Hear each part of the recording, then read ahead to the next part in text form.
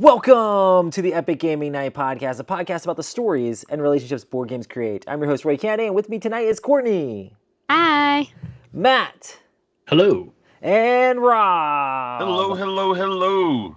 How's it going, everybody? I couldn't spell it right. Every oiny. We are back. I actually had people messaging me being like, where's Epic Gaming Night? I was like, okay, we're going to do it. We're going to have an episode. So, sorry, conventions and all kinds of stuff happening. So, we are making it happen. We're back here. Yes, we are back. Very excited to be back. But do we announce it now or announce it later? The future of the show? Oh, the fact that we might be changing nights and things like that? Or Yeah. The show is still there, but the live streaming will happen on another night. Yeah. So, so we're looking at changing some things up and things like that. So stay tuned. We'll have to figure all those things out and make it happen. Yeah. We got Samantha in the chat. What's up? She just wants to talk about D&D. She's been texting me. D&D time. When are you guys doing? When are you guys doing the podcast? I'm playing D&D this Thursday as well. So I'm sure your guys' game is probably going to be way more violent than mine will be. Even though our D&D if Rob's involved, violent. I'm the DM. I don't make it violent. They make it violent. I know, but you lead them, right? I mean, you're leading in these stories, so I mean, you're leading them. We'll let Matt talk. Okay. Okay. The truth will come out. Yeah. Well, our topic tonight is also going to be Press Your Luck games. So we'll talk about some of those style games as well. But yeah, thanks everybody for joining us. And I guess we can start off with news and stuff. The first one is Unfathomable from the Abyss, coming from Asmodee, June 24th. Did you guys ever play Unfathomable? Oh, yeah. Yeah. What did you guys think of it? Because I only played it like once. And I'm a huge Battlestar Galactica fan. Yeah. And I don't know. What do you guys think? I personally like the Battlestar Galactica IP better. Right. But I also liked on Unfathomable how it was shorter. It felt shorter. But I prefer the Battlestar Galactica IP. That's like the only TV show DVD series I ever bought, like where I own like the entire series. I'm with you. I love BSG. But yeah, Unfathomable, I'm surprised they waited so long to come out with an expansion. This is like 2 or 3 years after the fact, if not longer. It just seems a little late. Unless that's their whole thing is like, hey, let's wait for a game to die and then we'll bring it back by doing an expansion for it. But we'll see. I do. It's not that old, is it? Yeah. It's not too old, but it's not new at all. But I do wonder if they're going to just diverge even more from Battlestar Galactica, which they probably will, or if this is going to be adding in stuff that's similar to things that expansions for Battlestar Galactica added. But for me, I thought that wow, even though like in Battlestar Galactica you can get thrown in the brig and as a Cylon you can get like kind of like sent to like have to do stuff like way minor stuff on like these different ships and things like that, and you can kind of get wrecked. In Unfathomable, you can be found out that you're a deep one or whatever, or cultist or whatever, and just wreck everyone's day like hardcore. And like it's even if at the very beginning everybody just came out as bad guys, they could probably still win. Like the good guys aren't like they could throw you in like whatever the boiler room or whatever it is called in this game. But you can still get right back out and start punching people in the face again. You know? Yeah, the bad guy mechanic is not nearly as thematic as BSG. Right. And I think that's what makes BSG so great is because that was the show. Like, who's the Cylon? Who's not? Unfathomable, you're right. The bad guys, they're sort of OP on some of the stuff that they can do. I don't think they're sort of OP. I think they actually kind of are. And also, there's not as much consequences to being found out. It's like in Battlestar Galactica, if you got found out, you got kind of like, you set your side back a bit, You're not going to be able to trigger off certain things and do different stuff. I feel like in Unfathomable, it's like, we running this ship now, It's like... I think it depends on the player count. Because like the first time we played it, and maybe it's just because I was the first time I played it, I was the cultist and I was all by myself. And I'm a horrible liar. So like once they found out it was me, like I just pretty much had to reveal, or once they thought it was me, I pretty much just had to reveal it that it was me. And Wasn't then that at Cabin Con? no, this was at it was at Dice Tower, or is Dice Tower Retreat or Dice Tower? I'm guessing Dice Tower Retreat. I can't remember. But like I just had like once they found out it was me, they just kept me, like they just stayed away from me, and like I just couldn't do anything. It was over. But the second time I played it, we played at Cabin Con, and I was the cultist again, and we won. Yeah. But that wasn't me winning. Go figure. Courtney won a board game. What was I gonna say? When I played, I think it was like Tom was a cultist from the beginning, and I think maybe it still has like the halfway thing, or something happened that turned me into one also. And then from that point on, we were just like wrecking everything, and I felt like this is too easy from this side. I guess Battlestar Galactica has always bent towards the Cylons. Like the game itself was like your ship is falling apart, and you can barely outrun the guys. But like in this one, it just felt like I'm freaking wrecking everybody as a cultist, you know? Yeah. Or are they called deep ones or are they cultists in this? I don't know. Fish people. I think they're deep ones. You're cultists, but the deep ones are the ones that are like attacking the boat. Oh, gotcha. Okay, cool. But I am excited to see how this changes stuff up, and you know, maybe it balances out the sides a little bit more, which would make it kind of cool. I mean, I do love Unfathomable turns 4 this year.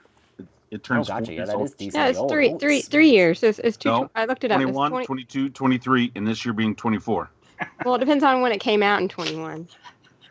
21, That'd be- 22, I don't care. 23, and this year 21 to 22, 22 to 23, 23 to 24. That's 3 years. 21. All right, join us next week for more math. We love math. We're gonna count Robert some will more. still be 21, 22. My son was born in 2021. He will be 3 this year, not 4.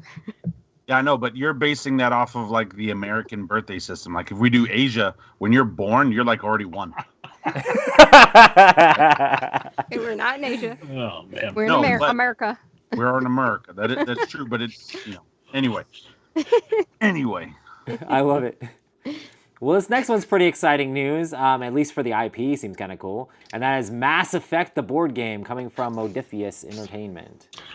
I think the more exciting thing is this is Eric Lang. Like, that's what I'm more excited about. But, yeah.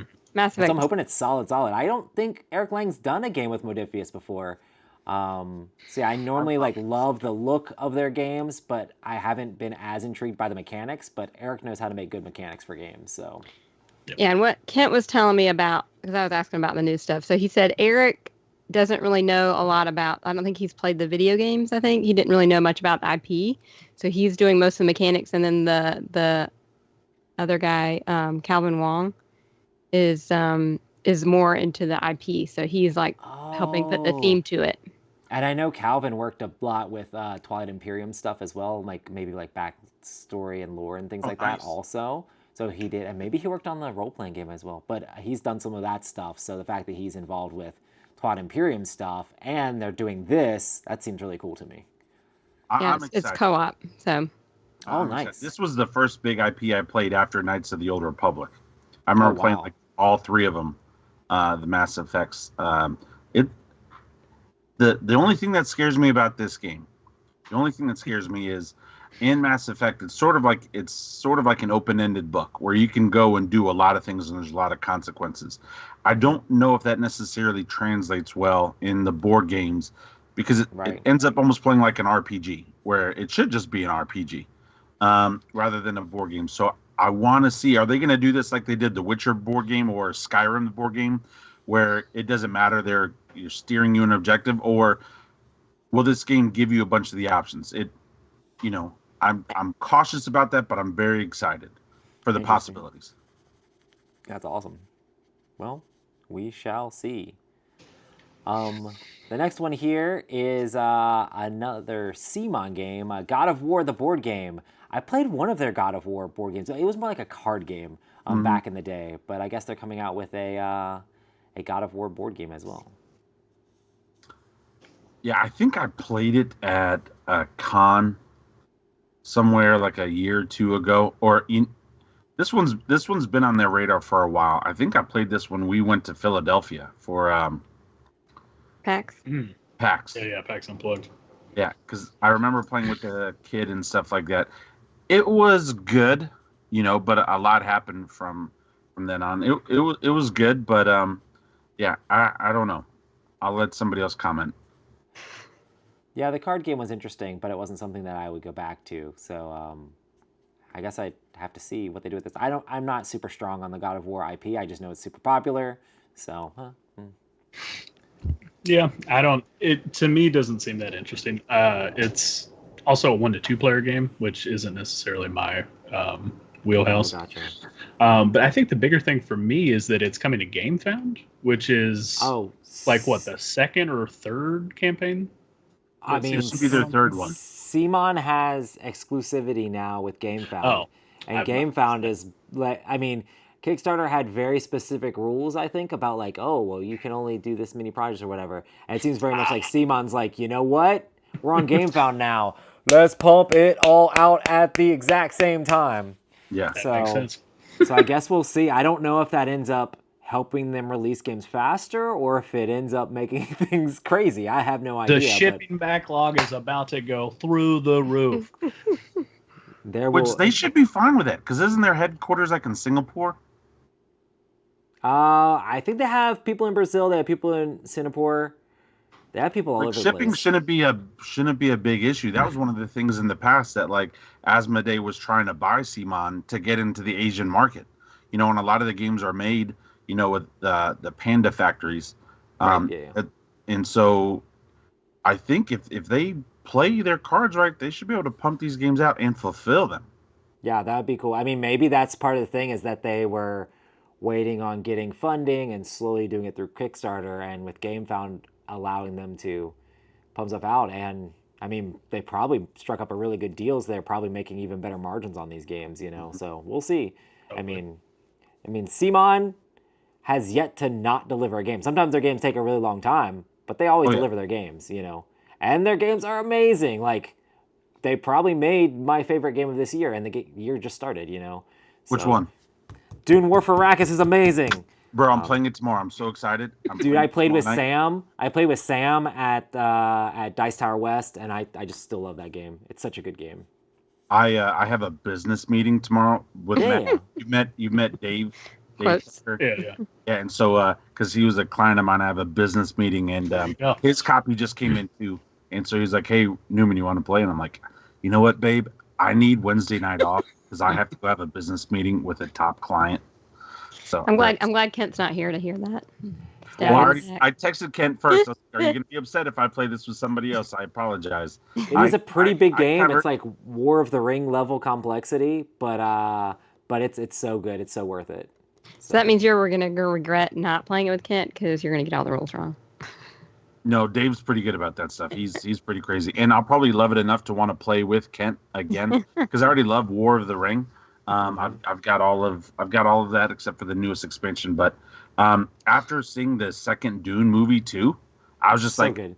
"Oh man, that board game is that movie, and it's so I know. good."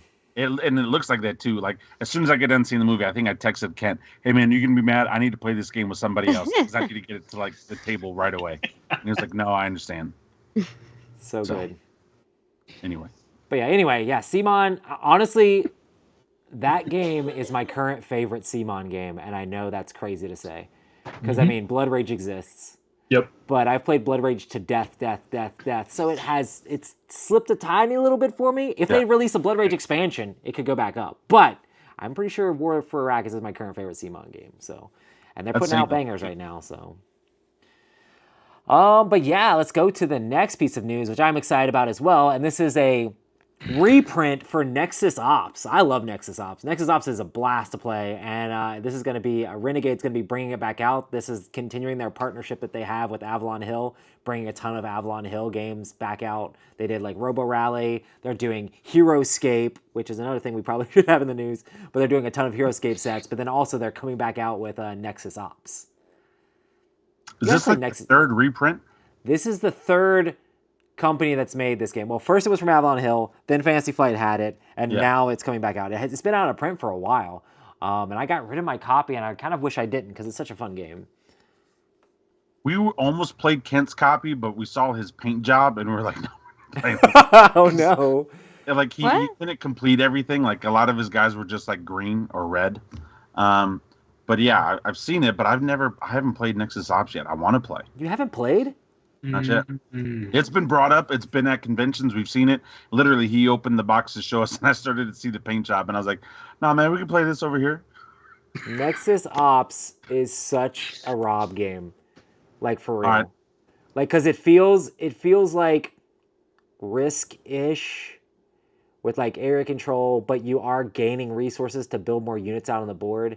But it's just like super simple dice combat, getting in each other's faces. But it has these objectives where it's like, oh, kill this sort of unit on that sort of terrain, and you get points. Do this See- thing over here and get points. Do that thing over there and get points. And You ever play the old computer game Command and Conquer or Red Alert? Yes. That's what this sort of sounds like to me. Which I Yeah. love those. This is very King of the Hill though, so it's like Yeah. forcing everybody to run towards the middle. But yeah, I love feel this. like it's a super simple game, super light, super easy to play. But yeah, I think you'd have a blast with it, Rob. All right, I'll have to try to play this one. Yeah, and it's really fun. This next one I don't know that much about, but speaking about the Simon making a ton of games on GameFound, here's another one, right? This is Simon, right? Yeah. Yes, this is Simon, the Dead Keep. Does anybody else know more about this than I do? Because I know nothing. it's called the Dead Keep from Simon. Welcome to the Dead Keep. It's very welcoming. Yeah, it's a 1 through 6 player dungeon crawler. And you have multiple classes. Like there's a crusher, there's a duo, there's the fighter, there's a ranger, there's a magician. And it's basically like a big campaign game where you're going through and you're leveling up your character. It almost sounds like a more detailed Massive Darkness. But one of the things that concerns me a little bit about the game is some of the paintings and some of the minis look like the original artwork for Trudvang. It's the same artist. It's Paul Bonner. It's the same artist. Okay, that's why it looks so familiar. I'm like, because here's the thing. This one is on GameFound, but it's only up for pre-order. They're not doing stretch goals or anything else like that, and it's supposed to come out in March of next year. Oh, interesting. So it's basically, it's already been made, and they're just wanting to know how many people want to pre-order it. And if you back it right now for like $160, you do get some special stuff, right? But again, there's not any stretch goals. It's just a pre-order a style thing. And interesting. and so it makes me think like, okay, are they doing that because they already have like a bunch of minis from the first Trudvang before Eric, left and Before it drafted, shifted. right? Because we're still waiting on the expansions for Trudvang. I haven't even gotten my expansion. We But haven't gotten remember, ours Eric either. Lang was attached to the project.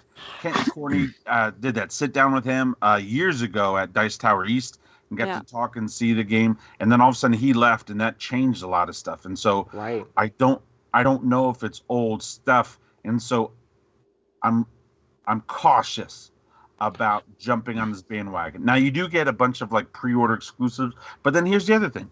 They said in the statement that if you pre-order this stuff, yes, this other stuff will be available in the future, but it'll have different commentary and like a different look. So like, strange. yeah, and so that bothers me a little bit because when I played A Song of Ice and Fire, right, the mountain that rides was amazing, but until he came out, after like the pre-order stuff was done, you could never use him in a tournament because he wasn't for sale yet on the streets. And not that this game is going to go like to the tournament level type of thing. It's a completely different game, but they're already admitting that, like, for example, the Dead Keep, the Goblin Chaos, and the Secret Alcove, like they're going to be reprinting that with just different boxes and different arts and stuff like that. So Interesting. I don't know, outside of just getting your hands on it sooner, it's not so much a Kickstarter, and I'm just saying Kickstarter because that's, Simon's past, but it's not so much a Kickstarter exclusive. Like this stuff, the pre-order exclusive is, yes, you'll have the art and stuff, but you'll be able to buy those miniatures in the future. Do they change the powers? Possibly. I don't know. But having that experience with A Song of Ice and Fire, because I did go to a few national tournaments. I even went to the national tournament the first year they did it in Atlanta. I got my butt kicked. We're not going to talk about that, but it was limiting and it was frustrating because you're playing this game and you can't use all the characters because they're not all for sale yet and until they hit retail. And so that has me a little worried about this, even though again it's a different game. just past experiences, what's gonna hold stuff up. It might be different with GameFound, but it's a 1 through 5 player dungeon crawler. The art looks really cool.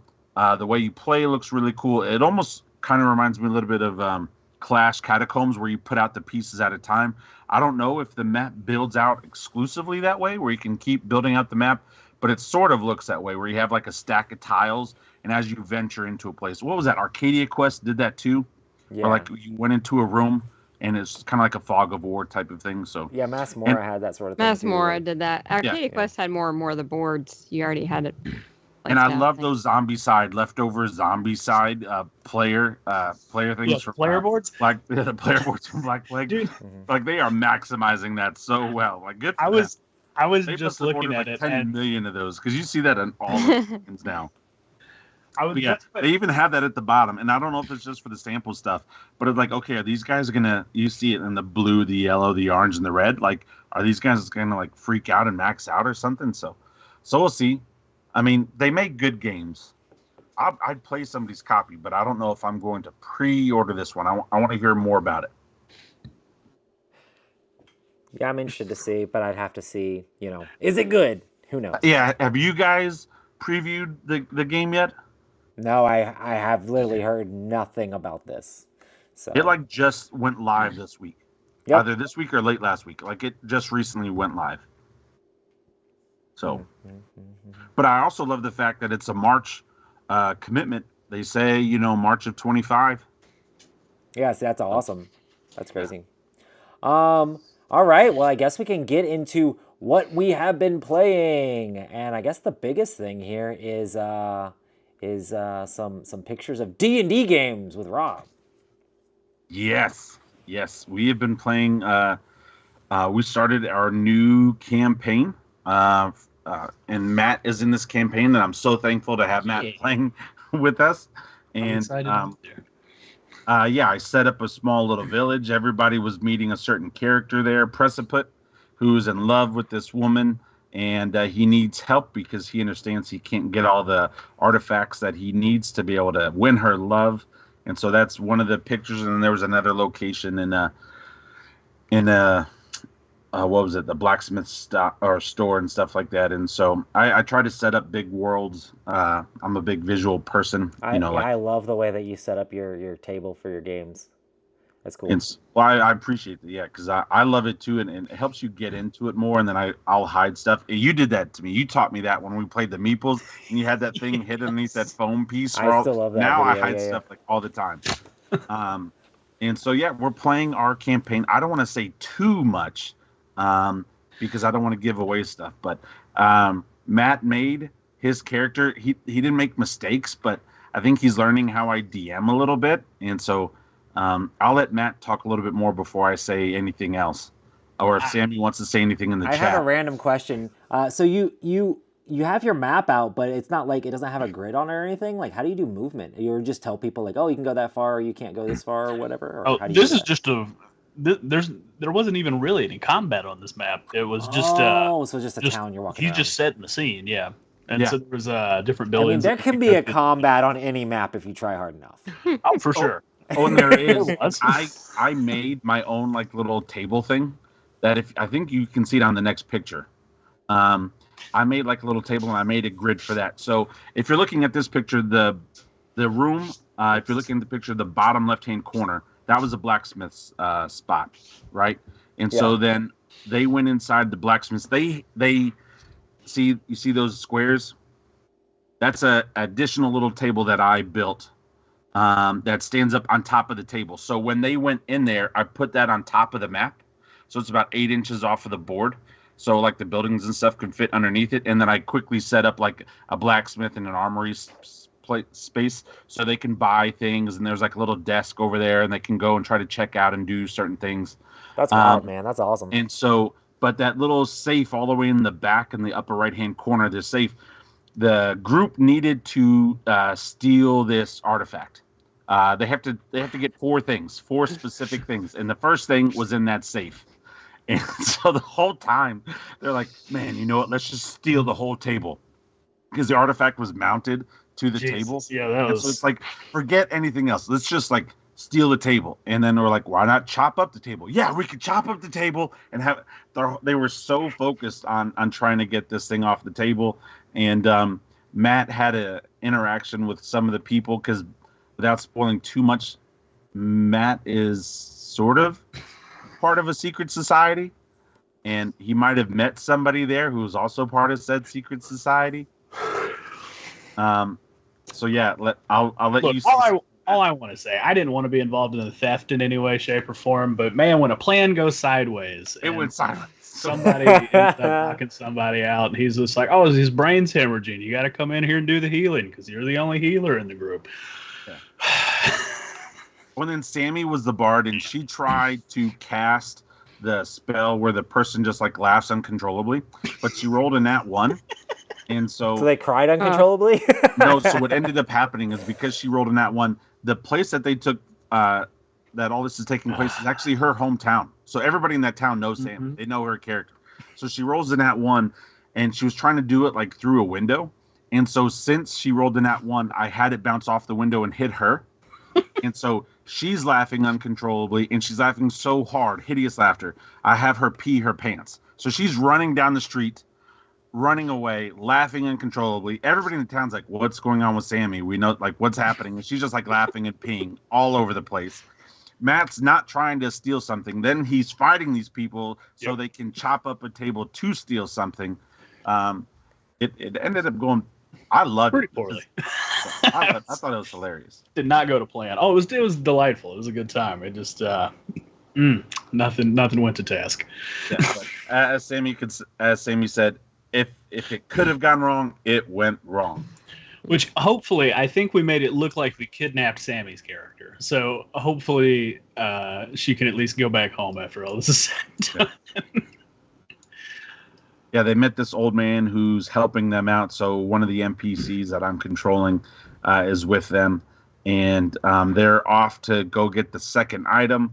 And I created like this big map thing, and I'm still, it was just our first session. We played for a few hours, but we had a blast. It was such a great time. And my wife, she was sitting there watching Matt the whole time, and she was like, "Man, he's a deep thinker."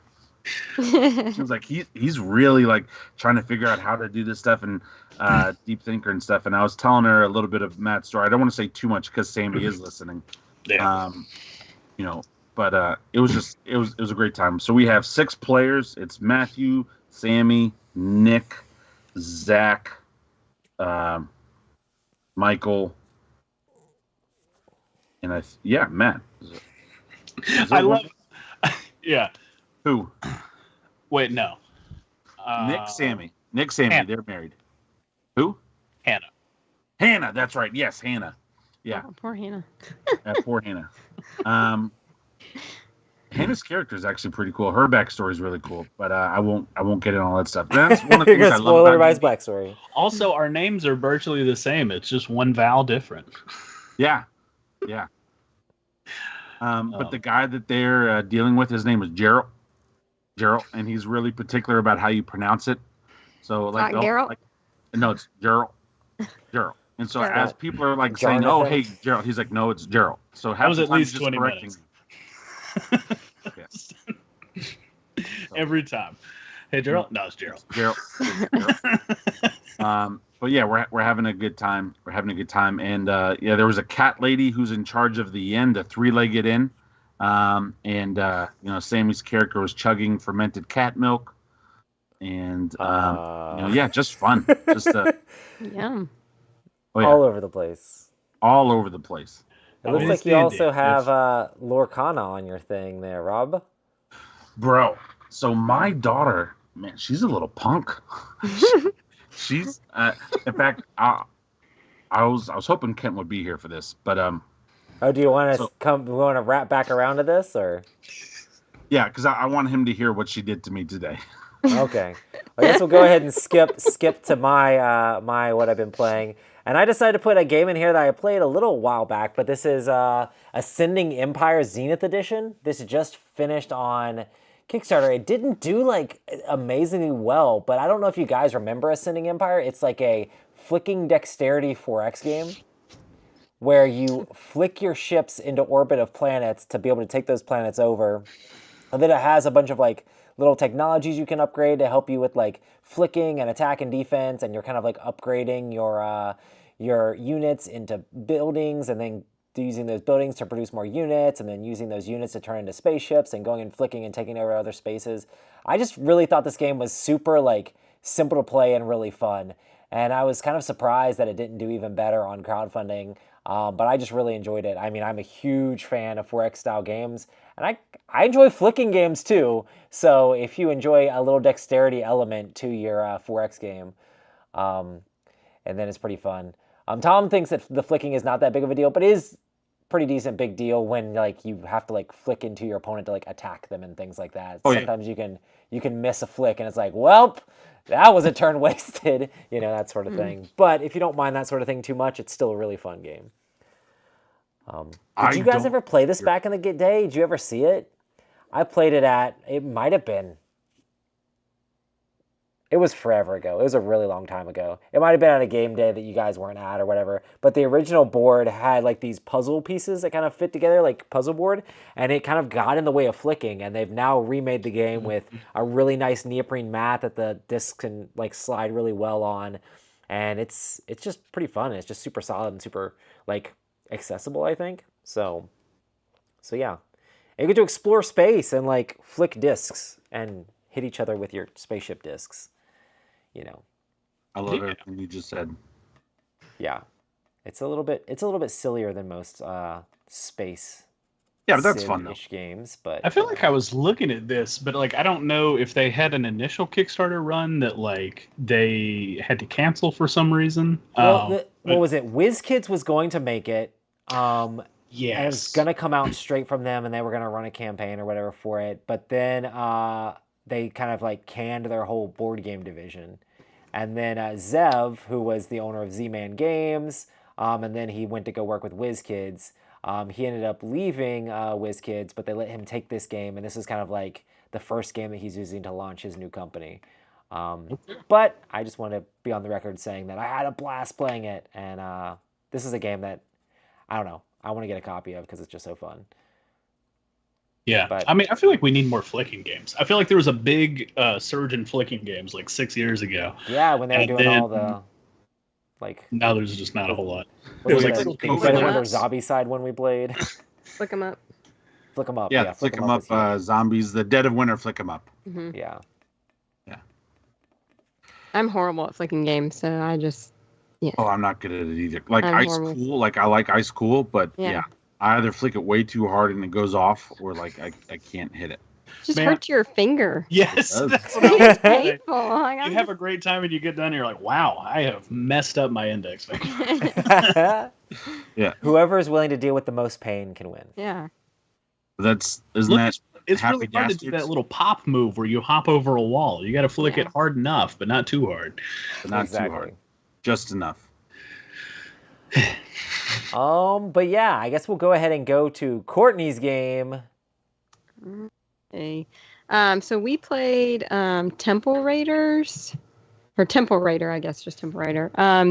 It's basically, I guess, kind of the gimmick with this is it's got this big like volcano-looking thing. That's the, I think maybe you can see it in the. No, you can't really. But you can kind of see it in the back of the box. We forgot to take pictures. It's up to 4 players because it's each side of this pyramid type thing. And so and basically the object of the game, you each start with 10 relics numbered 1 to 10, and you're trying. They start at the kind of the top of the volcano, and you're trying to get them to the bottom to your camp, which is basically like 3 spaces. And so Kent and I played with our 2 oldest sons, and basically you're just rolling dice. You pick 2 of those dice to use, and so you can either use them separately. So, if it's a 5 and a 6, you can move your number 5 and down 1 space and your number 6 relic down 1 space, or you can add them together and move there's no 11, but like I said, if it was like a 5 and a 5, you can move your 10 down 1 space.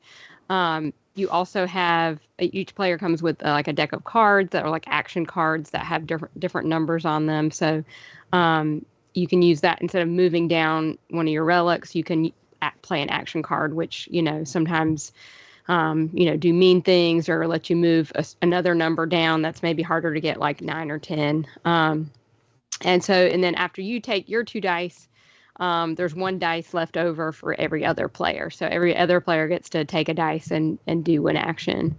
So we had a lot of fun with it. I mean, it's fairly simple. Our 5-year-old could handle. I mean, he needed a little help on what to do or what the best move was, and because we were all helping him, he would probably have gotten second place. But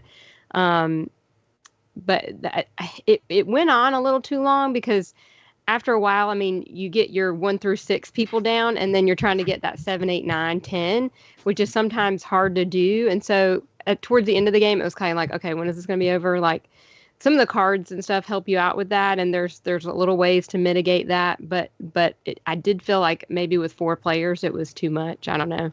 By the end of it, I was like, back.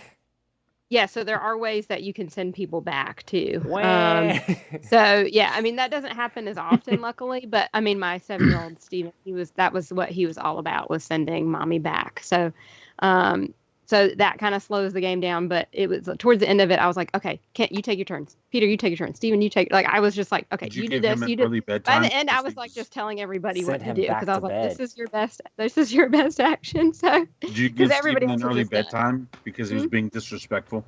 No. They actually ended up staying up late playing this game because it took a while. And so it was a good game and it was fun, but like I said, it ended up being a little longer than I think it should have been. We kind of lost the fun of it towards the end of the game, I think. But it was a good. I mean, it's a good kids game. It's pretty easy, and rolling the dice is fun, and moving your little relics down. And like I said, you can cause eruptions, which will let you move other people's pieces back up and stuff like that. So I mean, the kids had fun doing that because they love being mean to mommy and daddy. So, but it was a good, like, very lightweight kind of family game. But I think some of the ways to make it shorter were kind of lost on the kids. So it's like they could only see, okay, move this down, and we kind of had to remind them of the card play aspect, which does help kind of slow things or speed things up a little bit. But anyway, so that's Temple Raider. Okay. Well, Matt didn't have a thing in here specifically. I guess D&D was part of Matt's. Do you want to add anything to that, Matthew? I mean, I had a lot of fun. It was great. It was very chaotic, which is exactly what you would expect out of D&D. Oh, yeah, I did at one point, I don't know, this is just a fun little anecdote, but me and Nick were sitting next to each other, and at one point, Nick looks at me and goes, "My character's neutral evil. What's yours?" And I was like, "Oh, okay." I was like, I'll be honest with you, I haven't thought about alignment. But it made me laugh so much. It was just a delight to play. I just tossed Wingspan, a picture of that in there because I'm kind of continuously playing it in digital versions. But you can talk about Helldivers, man, since you're the king of Helldivers. I'm not. No, it's that game is rough. Yeah, kill bugs, save democracy. Similar. If D&D, I wish you kill bugs in D&D. Oh, bro, you don't think I thought about that? I've killed bugs plenty in D&D. Yeah. There's probably very little democracy in a D&D game. Oh yeah. Not super frequent to see voting in the mid ages. But yeah, I don't know. That's me. Haven't been doing a whole lot. So I guess we can go back to Rob's Lorcana. Now that Ken's here. We're saving the Lorcana talk for you, Ken. So the presentation. Good. So my daughter, she's been wanting to play card games and stuff for a while. And when I ordered the Lorcana stuff, the girls helped me open up the packets, and they're like, "Oh, this is great, and these look so cool." And I don't know about like where your kids go to school, but like they pass out Pokemon cards, all these other kind of cards all the time. And Bradley was like, "Hey, Dad, when can we play that Disney game? I want to play that Disney game." And Bradley's my oldest. And so I was like, "Yeah, you know what, baby, let's do this." So one night we sat down and I told her to pick 2 colors. And we helped build her deck. She made a red-yellow deck, which is like pretty powerful, especially for like beginning players. And I had my youngest help me build my deck. So it's like a green-gray deck, which doesn't really combo very well, or at least I'm just terrible enough where I picked enough cards to have this stuff. But Where's your Mad Hatter's at? Well, I don't have the Mad Hatter and all this other kind of stuff. I've got enough in each color to make a deck, but like I don't have like bunches of copies. So anyway, so we finally played Lorcana, and she's asking the rules and asking the questions, and I used the stuff from the starter deck, so you can see in the picture there, you see the track, the Lorcana track all the way through 20, and I was telling her, hey, this is the ink, and here's how you do this, and she has her cards laid down face up for our first game, so if she had any questions, hey, yes, you can ink this card, no, you can't ink that card. And she was learning, she was getting this. She was like, oh, like, this is great. So that happened on Monday. I think it was Monday. And so, yeah, because today's Tuesday. Yeah. So we played yesterday. And then she was like, hey, Dad, after school, can we play again? Can we play some more? And I was like, yeah, baby. I was like, you know what? But we'll play again. She said, but this time, though, I'm not going to let you be mean to me. I was like, what? She was like, I'm going to win this time. I'm going to win this time. I was like, all right, baby, whatever. I want you to learn. I want you to get stuff down.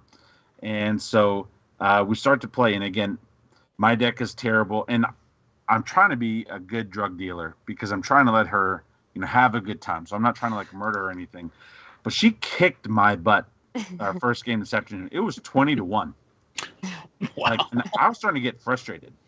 When I put a good person down, she was like, oh, okay, I'm just going to kill that person with this action card, right? An action card can do that, right, Dad? Yes, it can do that.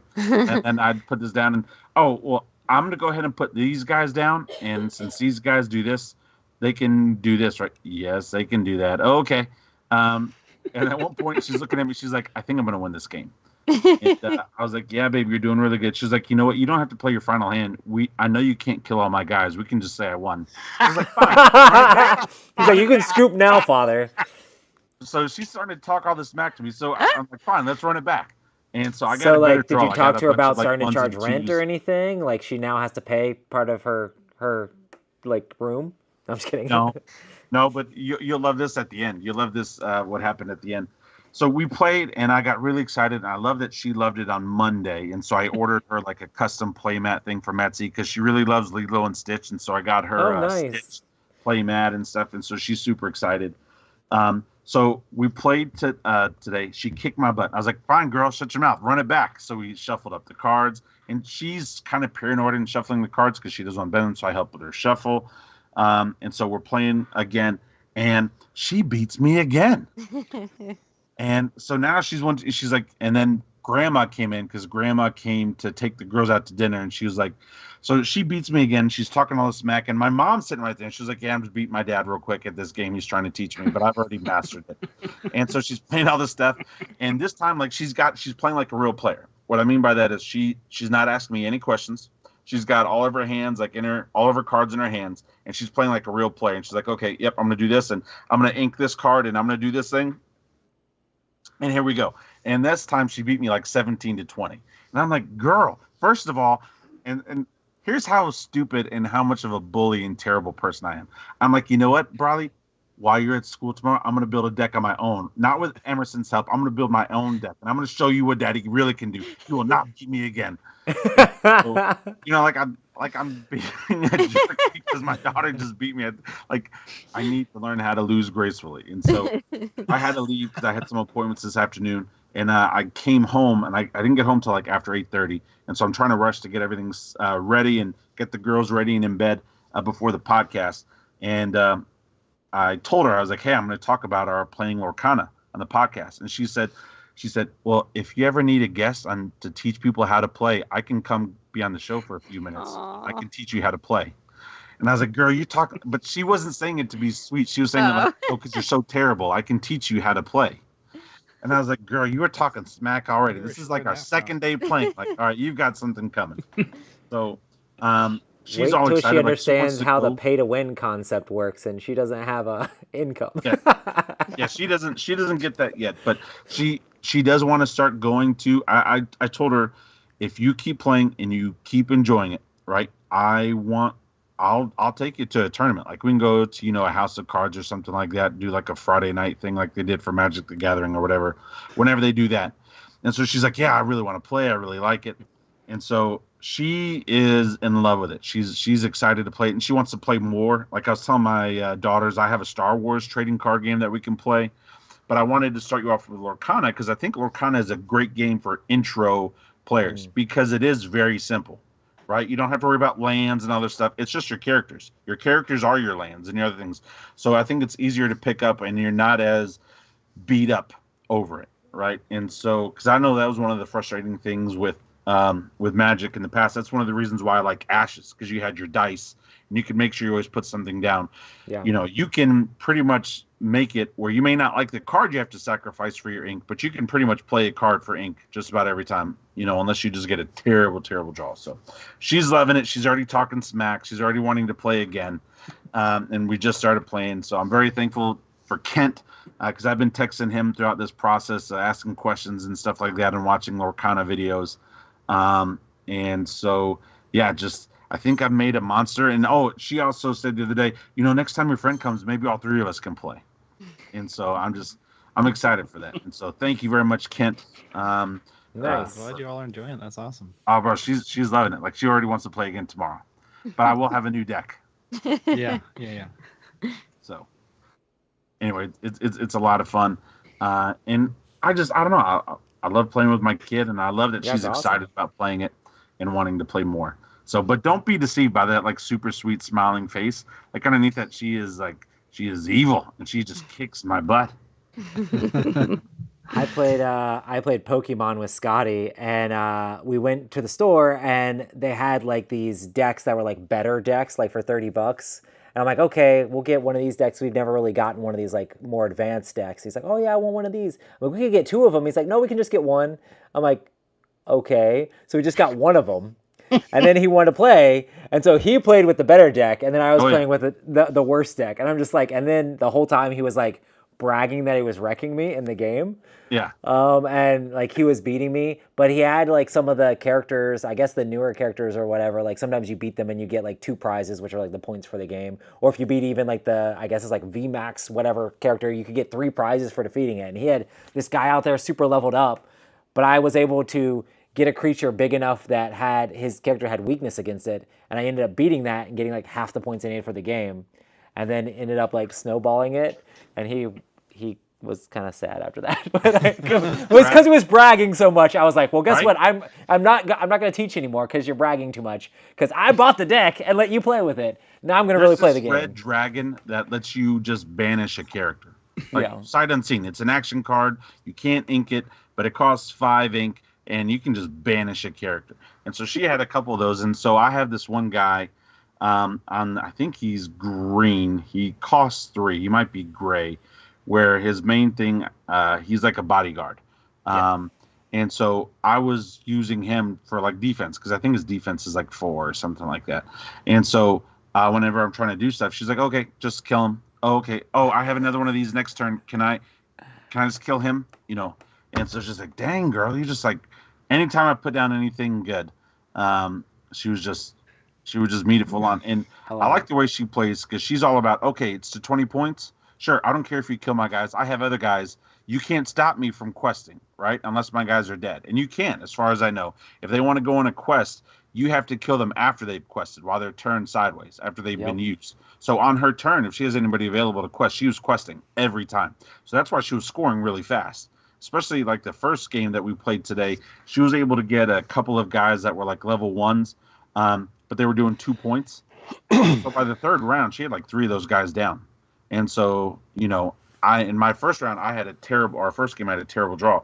So by the 3rd round, she had like 10 to 12 points already. And I'm just now putting out my first guy. So, it sounds like you need to work on your mana curve. Yeah, I need to work on a lot of stuff, but It was a good time. It was fun playing with her, and I love the trash talk. What is it called in Lorcana? Inkwell Curve? I don't know what it's called. Yeah, basically just ink curve. Yeah, ink curve. Oh, she did want me to ask you, Kent, what is the most rare or powerful Lorcana card right now? Because she's already rare or powerful. Most expensive. If you're looking, so if you get any enchanted cards, those are super rare, and I don't know if they're more powerful, but they're just alternate art and they're really valuable. What's the best card right now in Lorcana? Is best playable card? Yeah. That's such a tough question. It really would have to go down to ink color, I would say. You can't just like blanket statement that. I would say I don't know. What's the best card in the best color? That's a hard thing. Maybe to a say. whole new world. Oh yeah, what color is that? Is that purple? It's steel. It's each player discards their hand, draw 7 cards. Ooh, I remember you playing against. Yeah, you did that against. That card is just so powerful in so many situations. Yeah. But yeah, I don't know. There's so many good cards. That's the card that people say is broken almost, and some people want it banned, or maybe be prepared. Just play a bunch of low stuff so you can spam everything out and then just refill your hand. Yeah, you could. There's ways you can ramp. So you like put extra cards in your inkwell, play a whole new world, and then you replenish your hand while they're still holding like 5 cards or something. You make them burn all their cards. So you've generated a bunch of advantage by inking a lot, and then you make them dump their hand, or you make them dump their hand if they mulligan hard for something specific they were looking for, that kind of thing. Or you just flood the board with a bunch of low characters and then a whole new world to refill everything. So it's just a really strong card in a lot of different applications, but it's steel. All right, I'll have to. But I would buy 4 of them. I'm kidding. I would say, it just depends on the deck, but there's a lot of powerful cards. So I think what she might like is a Maleficent Monstrous Dragon. It's basically Dragonfire, but on a 7/5 character. The quest for 2. So when you play it, it banishes a character, and it's a 7/5 that quest for 2. And it costs 9 ink, but it's inkable. So you play 4 of them, and you can just ink them if you don't have 9 ink. But oftentimes in these big control matches and stuff, when you're playing red, you get to 9 and you play it down, and you can use it, and then you can sometimes bounce it back with purple to like play it again next turn. It's powerful. Games go on all the way to 9 ink. So, it has to be super control games to get that far. Yeah, they right? do. They definitely do. Yeah. Next time you come to the house, she's gonna have like a bunch of questions for you, and she's gonna want to see some of your decks that you built. But we've got another fan. Well, good. Yeah, find a look for a Lorcana league. Usually it's like a weekly play thing, and you'll get you score points throughout the league, and you're going to get prizes at the end of the week, end of 4 weeks usually. And it's fairly casual. It's not like super competitive tournaments, but it's more like you do like on Tuesday nights. Yeah, exactly. Yeah, okay. There are tournaments, but they're like they're more friendly, and they're not like for super high stakes. But you get a booster pack, right? Yeah, it just depends, but typically, you pay for an entry fee, you get a booster pack. At the end of the season, you get usually promo cards that are exclusive from Ravensburger, or other prizes, or pins and things like that. I'll have to check that out. Yeah. Nice. Cool. I guess we can get to Kent's game. All right. So we played Aqua. So this is a kind of a family tile laying game. It's put out by the Op, and then but I think the Op picked it up from someone else. I think it's maybe Sidekick Games. I believe it's Sidekick Games. And it says it on the cover, so yeah. Yeah, there you go. It's got art by Vincent Dutrait, and it looks really nice and colorful. If you know Vincent Dutrait art, it's very distinctive. It's not as noticeable here because of it's all sea creatures and kind of just underwater, landscape kind of things. But ultimately, what you're trying to do is just score points in a kind of a tile drafting game where you're going to be taking turns taking tiles, and then building a reef in front of you. And then this reef you're building is going to attract different animals.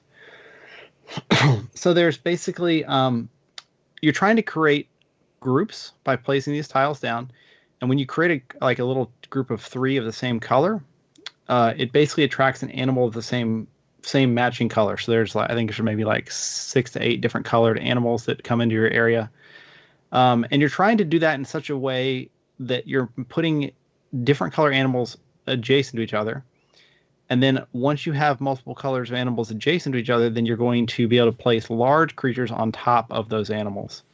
So essentially what it's trying to represent is you're building a coral reef.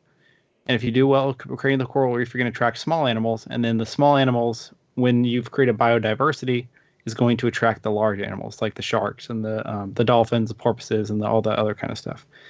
So it's really just kind of a relaxing tile laying game, family weight for sure.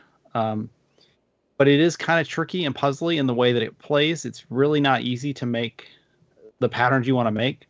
Reminds me a little bit of Calico in some ways, the just like kind of the puzzly nature of it. Or Cascadia it's a little sort of thing. It's more, I feel more like Calico versus Cascadia, but gotcha.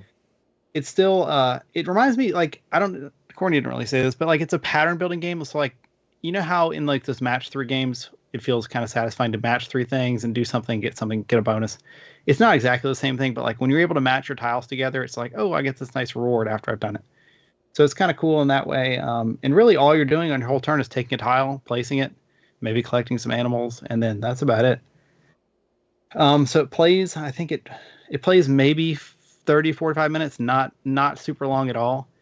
But it's just really colorful, pretty, just a kind of chill, laid back, fun game. And then there is some variability in it in that each game you put out different scoring tiles that are just kind of, you can just choose random ones. And each scoring tile makes the different animals score different ways. So it's kind of cool. It'll just change up a little bit what you're going for sometimes, and make certain animals more desirable to go for, make certain tiles, just more optimal for you. But it's just really pretty, kind of easy, pretty fun. So like if you're looking for a family weight tile layer, very low aggro, super low interaction besides the drafting. It's definitely one to check out, I would say. We had a good time with this one. Kent definitely drafted me. You can hate draft, yeah. Is this first picture of you guys' game or? Yeah, the first one is our game, yeah. Yeah, I'm looking at that yellow, green, blue tile, and I'm like, why isn't the blue all together? No, I'm just kidding. So it's like those tiles have, if you look at the individual hexes, they're usually made up of 3. You can't rotate them any way you want? You can rotate them any way you want, but like there's certain times you want to make them a certain way. So like, if you make a little perfect hexagon with the same color, you get to place an animal. But if you don't, and you make a longer connection of the same color, it becomes a reef. And when you make a reef, reefs make the animals score twice that they're next to, essentially. So if okay, gotcha. So if you have this fish and a crab there and a seahorse, those are going to score normally for their points, but they're also going to score again because they're next to a reef, basically. And it's kind of counterintuitive because like if you think of like King Domino or Cascadia and those types of tiling games, like you want to build like a big patch of like one color or multiple patches, or like each color has a big patch. Like you're trying, because that increases your score because you have a bigger area of one color. Whereas with this game, it's more about making small little patches of colors, and because you want them to be biodiverse, so you don't really want to do the same color hexes next to each other, because then you can't stack anything else. You can put the one animal on top, but if you have 2 animals of the same color, you can't stack the bigger animal on top of those. Yeah. So it's kind of really tricky, counterintuitive that way. So like I was just doing my natural tiling thing, like, okay, yeah, just put all the different colors together. And I went, oh wait, no, I don't want to do that actually with this, because then I can't use those same animals underneath a big animal. So yeah, it's kind of tricky that way, but it was fun. It definitely is. It's kind of weird to wrap your head around the way the tiling works. I mean, it's very simple to actually do the tiling, but to actually play it well and get nice patterns that match up well and everything, it can be somewhat tricky, I would say. But it's really easy to play if you just take a tile, place it, and collect your animals if you're going to collect it, and that's it. That's your turn. Nice. So, Aqua. Well, I guess we can get into our topic, which is Press Your Luck games. So, Press Your Luck are normally games that have where you're trying to do different things, where you can take risks and things like that, but after a certain point, if you take too much of a risk, you'll be set back or it'll undo your progress in something. I'll go ahead and talk about my first game, because this is like my quintessential Press Your Luck game. It goes up to really high player count, and that is Ink and Gold, which is just a simple game where you have two choices. You can continue to go deeper into the temple, or you can run away. If you go deeper into the temple, everybody who does that will split any treasure you found. But if there's ever two of the same threat, you lose all the treasure that you currently have, and you get sent back with nothing. But if you run away, you can get all of the treasure on the path behind you. So even though there's only two decisions, it makes it kind of very meaningful in doing those decisions. And then it ends up where there's one person in the temple by themselves, and it's like, if I go further, I can get all the treasure that's found. And you're like, I'll go one more time, and you get a ton of treasure. It's like, but if I go one more time, I can get even more points. I go one more time. Oh no, it's the second threat, and you lose everything. It's just adds, like, so many Pressure Luck games have a little bit of that element to them, and they do it in different ways, but it's just fun to see that style game. So yeah, what do you guys think about Pressure Luck games, and what were you guys' choices on this? I think a lot of fun. I like I love the chaos of them, and the winning big or losing big. It's pretty fun. And in Ink and Gold especially, I like so you have the double aspect of where you're going further in, whether you want to stay or not, but there's also that kind of bluffing and mind games of like, if I retreat now, I can take that whole thing and no one else is probably going to do it. So it's like kind of a double push your luck on that in that aspect. So it's right. Super high player count. It's good. It's a good one. Yeah, it's interesting when it becomes valuable to leave. It's like, and everybody sees that it's valuable to leave. It's like, dang, I could leave now and it's actually good for me. But then two people leave at the same time, and then like it's not as good for them. But then the next time it's like, well, but now if I leave, it'd be really good for me, you know? Yeah, exactly. Yeah. So it ends up dwindling down the number of players that are left in the temple. It's and the fact that it's simultaneous play, it's just such a good one. Mm-hmm. Yeah. I need to get this one back to the table. Mm-hmm. But yeah, does anybody want to talk about their games? I guess, Courtney? I picked, there's a lot of ones that I thought about. But I really like Port Royal, which is just like a really simple card game. And you've got like multi-use cards where one side is a coin and one side is I don't know what it's like a person or a like ship or whatever. And so you're drawing. On your turn, you just keep drawing cards out, on their like ship or person side. And if you keep going basically, and then you can stop and you can and your turn. But if you get too many ships out or two ships of the same color, then you bust and you can't get anything. But the more you go out, the more you can possibly get more money and stuff like that. So it's just like a really simple. That game is like just really simple, easy to play, and easy to teach, and it's really fun. But when you go out farther, and as you build up your points and your people that you have helping you and stuff like that, you usually get more rewards if you keep pushing and pushing and pushing. So you kind of want to push more the farther and you get the game, and so it's fun. It's one of those games that has a lot of. It's only a deck of cards, but that one deck of cards feels like a much bigger game than what it actually is. Like there's a lot more to that game than just like a deck of cards. So it's pretty. And then the push your luck aspect also comes into play, in that when you flip over those cards that you're putting out in the market, those cards are cards you can use, you can purchase, but also they're cards that people will purchase, and if they purchase them, they give you extra money. So if you make the market pretty good, people are going to be more likely to pay you money to buy those good cards, which is going to help you too. But then also, putting too many cards out to find some good for you is also giving people more opportunities to buy better cards to get them close to winning also. So it's like, it's kind of a balancing act in that way. But it's fun. It's Alexander Pfister. Alexander Pfister, yeah. Yeah, he does great. Oh, I love the Pfister. Yeah. You don't even know who he is. Alexi? Or we call him Alexi. Yeah. Me and Alexi go back. What's your favorite game about cows? Yeah. Yeah, there you go. Yeah. Moo moo. You know what I'm saying? So, I guess I'll go next. My game, and I apologize, I didn't send you guys the screenshot of it earlier, so hopefully you just got my text. I did. I put it in there. I got the game up there. Yes. I do love Pressure Luck games. I think it's a lot of fun. I love the the gambling mechanic behind it, because you're going to decide, if it is worth pushing it. But mine is Dead of Winter. The very first time I ever played Dead of Winter, I pre-ordered the game. I was so excited. Isaac Vega signed my copy. I had Colby. I didn't even know who they were at the time. I knew who Isaac was, but I didn't know Colby, who he was, and I had them all signed at my first ever Gen Con. And I'm like, hey, I have this game. I just bought this game. I love this. I think I love this game. And they were doing a demo because that was the year it came out. And they're like, oh, why don't you sit down and play? I was the very first person. And you roll this dice. And if you roll a tooth on the dice when your character's leaving the base to go to a location, if you roll the tooth, you automatically die. And that was the very first roll that I did. I had the bear.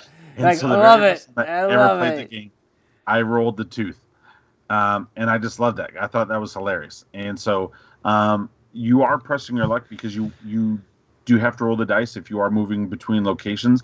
But you're also pressing your luck when you're trying to do different events in the location or for the colony. I may not want to give you guys a bunch of cards to help out with this because my secret objective says that I need, 3 cardboard and 2 gasoline. And, we might need gasoline to fulfill this objective. And so by not doing that, especially in our group, there's a lot of Rob's a traitor because you have the whole betrayal mechanic in the game. And so it's a lot of fun on that. There are other pressure luck games that I do like, but this one had a lasting impact from the moment go. It also has an aspect too, isn't it like the more you dig into a deck, the more zombies can show up as well? Oh, yeah. Or there's more chances of zombies to show up. So then there'll be more noise tokens, and you have to roll to see if those noise tokens actually like make zombies appear. So that's another aspect of pressure luck in this game. It has a bunch of different like ways that pressure luck matters in this one. A ton of different ways. And I just, man, it's just such a great game. It's been over a year since I played, so I need to get back to the table. I didn't care so much for some of the expansions. I think the base game is great and strong just by itself. And with as much as I played, I think the base game is warranted enough. But yeah, Dead of Winter, a Crossroads game. It was their first Crossroads game, if I remember correctly. That's my favorite, or that's my go-to pressure luck. Yeah, I like it when games like incorporate like that pressure luck stuff, and it's not like the whole game is necessarily made around pressure luck. It's not like you wouldn't say, oh, this is a pressure luck game as like that's the main mechanism, but then there are elements of that. Like Xayah has like whenever you're mining for resources, or like when you're mining for stuff in like the scrapyard, you can roll the die as many times as you want, but if you get a 1 through 3, you just blow up. Like that's insane pressure luck, like insane. But it's so fun because it just gives you that feeling of like, I can go one more time and like I can get more stuff. But maybe I go one more time and get more stuff. Dead of Winter is a little more forgiving because even if both of your characters die, the game actually says you just draw another character. Yeah. So it's not like you're going to ever be completely out of the game. So the consequences aren't super dire, kind of like a Xayah where you're just out of the game. But it's like you said, I enjoy the fact that they built a game and they incorporated that as a big theme, but not the main theme of the game. So it's a lot of fun. What about your game, Matt? I mean, the game I chose, Quacks of Quedlinburg. Bro, that's such a good game. That I almost picked that. So I'm hit or miss on push your luck games. I enjoy the mechanic. I'm just terrible at pushing my luck. I always push too far because I'm not lucky. So I don't know, but Quacks, it's like that and Cubitos. I feel like are just like good push your luck games that are like really light. Don't steal Ken's pick. No, I'm just kidding.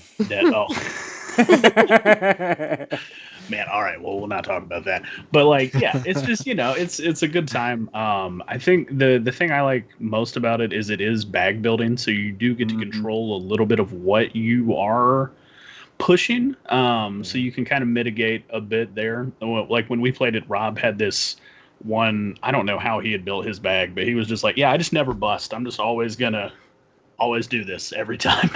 it was absolutely absurd. But yeah, I don't know, it's just a good time. And to be fair, Kent was there when I did that, and so there was no cheating. There was no Robert made up rules or anything like that. So, maybe every once in a while I do something good. But I was gonna pick this game for the same reason. I remember I think we played at Kent and Courtney's house when we played this game. Yeah. And I had such a blast playing this game. Where I went home and then I bought that and I bought the, I think both of the expansions that came out for it.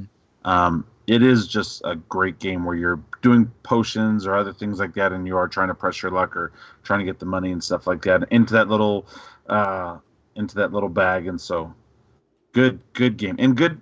It's a pretty game too. It's a good quality game. It was a lot of fun. But I remember at one point the nerve-wracking thing went away because you were right. Like I was like, yeah, I can't bust.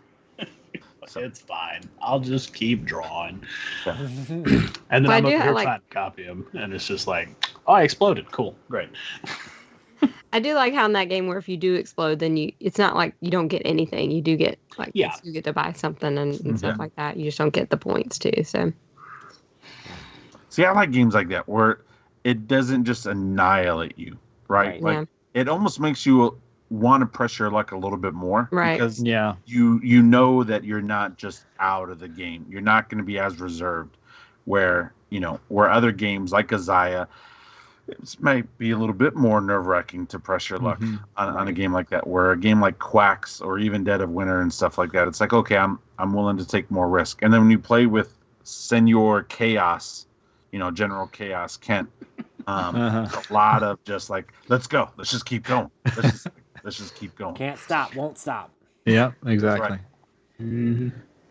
Well, we can talk about Kent's game. Yeah, jumping off of so I picked Cubitos, which is very similar to Quacks in the way it's like a sort of a bag builder, but you're doing it with dice. Yep. So you're building your dice pool. When you're rolling your dice pool, you have opportunities to re-roll. So you are kind of trying to optimize your roll on what your dice do. So they have different faces, and a lot of times you just end up totally blanking out, and it's not the best. But it's another kind of situation where if you do fail and do bust, there's a track you move along, which is going to give you some rewards. So you're not really totally out of it. So it kind of I do like how it encourages the push your luck aspect there, and but when you're rolling dice, you can roll bad. So Cubitos I feel like it's very similar to Quacks in that way. Other ones I was thinking of that are a little bit interesting with push your luck is we talked about rolling heights with the rolling your meeples. So you're trying to roll your meeples to have them stand a certain way. Oh yeah. And Matt and I played this. And we played at Rob's actually. And you're trying to roll your meeples, but you're like, oh, I think I can do better than that. And then you end up doing an extra roll, and they're like all laying flat, and you bust, and it's just terrible. So, it's kind of a weird push your luck because you're rolling meeples, which is kind of interesting. And then the other one I was thinking of is Oathsworn Into the Deepwood has basically this system where you can, when you're attacking something, you can use cards or dice. So your weapons and stuff use a certain amount of dice. So like maybe your bow uses 2 yellow dice and a white dice or something. And you can essentially roll the dice of those colors, or you can draw cards from a deck of those colors instead of rolling the dice. Either way. And you can look at the discard pile of the cards so you can better mitigate luck. But you can be like, you know what? We've already used our really good cards. Let's roll the dice and go for the big hit. And you can do it. But you can also bust from the dice. So it's very interesting in that way. Sometimes you need to push your luck with the dice. Sometimes you need to use the cards. It's really interesting based on how, what the situation needs and kind of what you've already gone through in the deck and what your options, kind of what you already know is out of the realm of possibility. So there's just some cool push your luck mechanisms in there, different games. In honor of Ruthie, I'll mention Clank too. I mean, yes, pushing your luck, trying to go down deeper into the dungeon. I that's didn't kind of a mention different that way. one because I thought it would have been picked like number one. Yeah, that's a good one. Like that is press your luck or Heat. I thought Courtney, you would have picked Heat. There's so many good. There's so many good ones. I love press your luck. Yeah. Yeah, Heat's great. You know, it's a fun party game that's press your luck. It's Codenames. Oh, you're right. Yeah. You can go I can't tell you how many times I've lost the game, and my wife hates playing with me. She doesn't mind being on the opposite team. You always have to, when you're giving clues, you got to give like a huge number so your team can just guess a bunch of stuff. Because a lot of times I play with my in-laws, and they'll do like car 1. No, that's lame. No. No Yeah, way. like, Get off "Oh, my 4," team. and So- you have like so- 2 in mind. What ends up happening is my chaos just boils out of me, and I just press because as long as you still have time, you can keep pressing however many you want to press. So I can't tell you how many times I found the spy by pressing the wrong thing. I Or the love it. assassin. Just ending Yeah. the game, and they're like, Yeah. "Robert, stop it!" I'm like, "I can't. Like, you need to give me more options to click on stuff because if you're just gonna give me like this." So yeah, we Codenames is one I press my luck a lot on. I love it. Such a good one. Mm-hmm. But yeah, super exciting to see all the different pressure luck games, and lots of exciting angst that it adds into the game. Ooh, King of Tokyo is another good one. Oh yeah. Yeah, for sure. Oh man, yeah, totally. Yeah. How long can you stay in Tokyo How long are you without gonna getting stay in- wrecked? Yep. Yeah. Yeah. Well, and your dice rolls. You can roll that roll and keep that first roll, or be like, well, I could probably roll something better, right? Yeah. See, So let's push it. I like games where it makes you want to press your luck or question strategy. That's one of the things that I don't like about certain Euro games is like once it's locked in, you're locked in. But games that add an element of like of betting or angst, makes you nervous. Mm-hmm. I love that. It helps me get more involved in the game and more excited A little about more the game. excitement. And so, yeah, press your luck games. If you've not played a press your luck game and you suffer from high anxiety, don't play it. But if you don't suffer from high anxiety, give it a shot. I think it's a lot of fun. And sometimes it's like not too bad because it's anxiety that doesn't really matter. Yeah, usually the doesn't stakes matter. are pretty Lots low. of- You might it lose matters. the game, but It matters. hopefully you The had black fun hole will anyway. open and you will die. They often will create a really funny experience, Yeah. and you just be laughing at somebody who just totally got destroyed, or did something amazing. Yeah. The Grizzled, that was a crazy pressure, man. I don't think I ever beat the Grizzled. It's That hard game to is beat. If That's you super beat hard. it, Super you might hard. not have played the game right. Right? Or would you say the Mind is a pressure luck game? In some ways, I don't Pressure know. I don't know if that's pressure luck. it's just I luck. cheat so much when I play the Mind, though. I'm Yeah, there's no luck Uh, involved. I taught Ruthie and some other people Hanabi while I was at Dice Tower West. So your name might have come up a few times, Rob, with Hanabi. Of course. that's the best way to play, though. I was like, guys, we can't be doing too much of like when somebody goes to grab a card, you go, Can't be pulling a Robert Newman up in Or here. you just keep looking at the other card like, This is a green, I say. Oh, Yeah. Ben, who's in chat, I actually played with him. So green, You're like, I didn't mean green like that. I like green like this. Never mind. But yeah, it's just all fun. It's it's all just all fun. Games are made for people having fun, They really are. Unless you have a 11-year-old who's now kicking her butt at a card game and talking smack about it and then asking to be a guest on your podcast so she can teach people how to play. I love it. I can't tell you, I'm so proud of that. When she said that, she's like, Dad, if you need somebody on your show, we can talk about the game. I can teach people how to play, if you need help. Like, go to Anyway, I love it. she's pressing her luck. She's Yeah, pressing I know. absolutely. She's like, like, So Wayne in chat mentions Can't Stop. Has anyone played Can't Stop? I played Can't Stop. Can't Stop is pretty fun because it's like it's just you're rolling 2d6 and you're trying to get specific numbers, and you have these little cones you're moving up, and if you get like a certain thing, like if you get a number that you don't have your cones on that round, then you bust. So you choose which numbers you're going on, and you roll the dice and you move the little cone up, and you can stop at any time, and then you'll start from that same space. But if you get the first person to get their cone to the very top of a number, just straight up like owns that number. And once I think you get like 3 of them or something. If you get like it's maybe 2 or 3 to the top, then you win the game. So it's like you're trying to like roll the same number multiple times. Or make different combinations of those numbers with the dice to be able to get it. So it's like, oh yeah, 7's right in the middle, and it's easiest to roll, but like you have to like get it over and over again. Yeah, that's definitely a classic. I think I played it once. It's so a game long you ago. you could technically win on your very first turn if you just didn't stop and made it all the way to the top. Yeah, But you have to get so lucky, You that'd be have to get amazing. so lucky not to bust. And But then- there's people that play and they're just like, I'm just gonna keep rolling, like no matter what.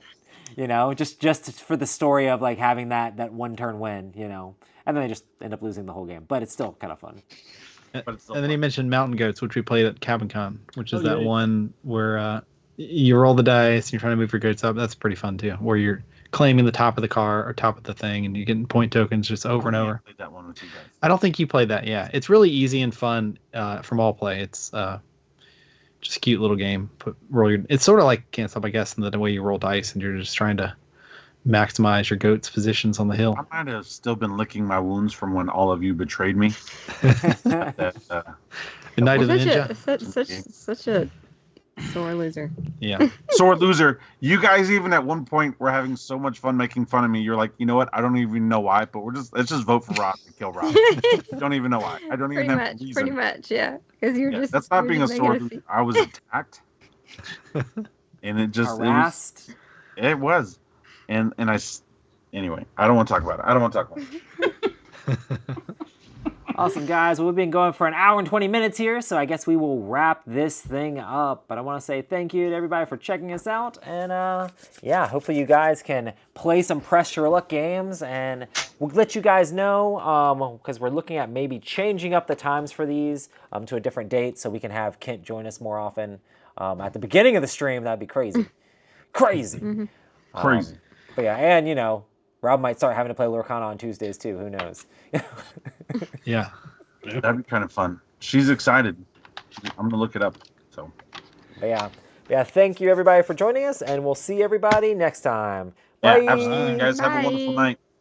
Have a good one.